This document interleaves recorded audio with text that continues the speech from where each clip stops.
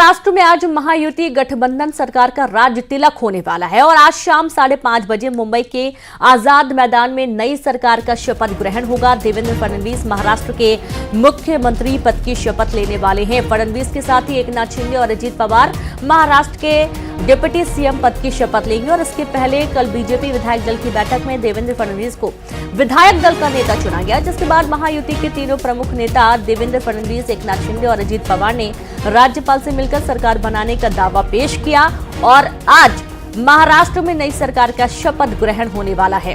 देवेंद्र फडणवीस तीसरी बार महाराष्ट्र के मुख्यमंत्री पद की शपथ लेंगे। प्रधानमंत्री नरेंद्र मोदी, गृह मंत्री अमित शाह, रक्षा मंत्री राजनाथ सिंह, बीजेपी अध्यक्ष जेपी नड्डा, उत्तर प्रदेश के मुख्यमंत्री योगी आदित्यनाथ, एनडीए शासित राज्यों के मुख्यमंत्री, संत समाज, किसान और लाडली बहना योजना के 100 लाभार्थियों को भी शपथ ग्रहण समारोह में आमंत्रित किया गया है।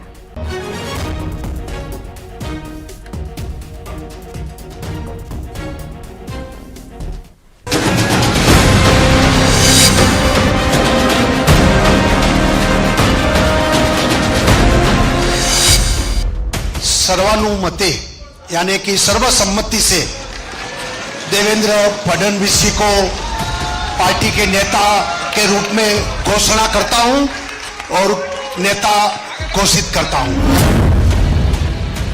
सुनले हुए सी कुत्ता भी ना पेशाब करेगा। औरंगजेब की पहचान पर अब तो तिरंगा लहराएंगे पूरे पाकिस्तान पर। मेरा पानी उतरता देख मेरे किनारे पर घर मत बसा लेना। मेरा पानी उतरता देख मेरे किनारे पर घर मत बसा लेना। मैं समंदर हूं, लौट कर वापिस आऊंगा। भले ही ये बयान साल 2019 का है, लेकिन इस बयान में छिपी है देवेंद्र फडणवीस की राजनीतिक कुशलता, उनकी जिजीविषा, उनकी कर्मठता, उनकी सौम्यता, उनकी सरलता। और आज देवेंद्र फडणवीस का यही रूप उन्हें महाराष्ट्र की सत्ता का वो किरदार बनाता है जो अपने राजनीतिक दांव पेचों से विद्रोह और विरोधियों के किले को ध्वस्त कर सकता है।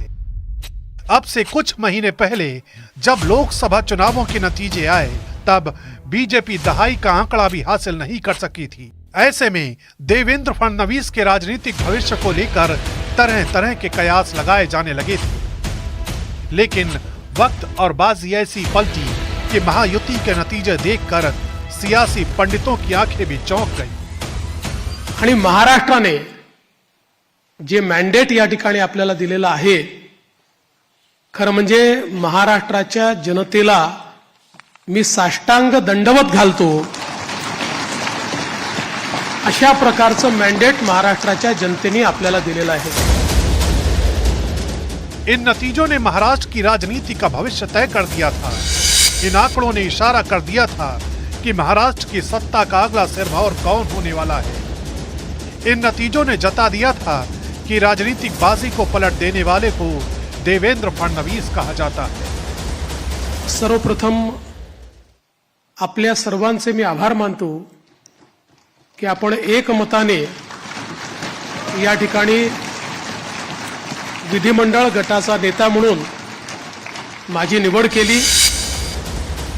साल 2014 के विधानसभा चुनावों से पहले ही देवेंद्र फडणवीस मृदुभाषी नेता के तौर पर अपनी पहचान बना चुके थे।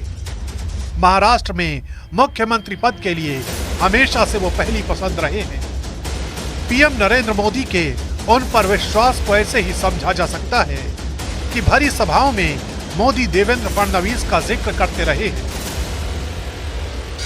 मैं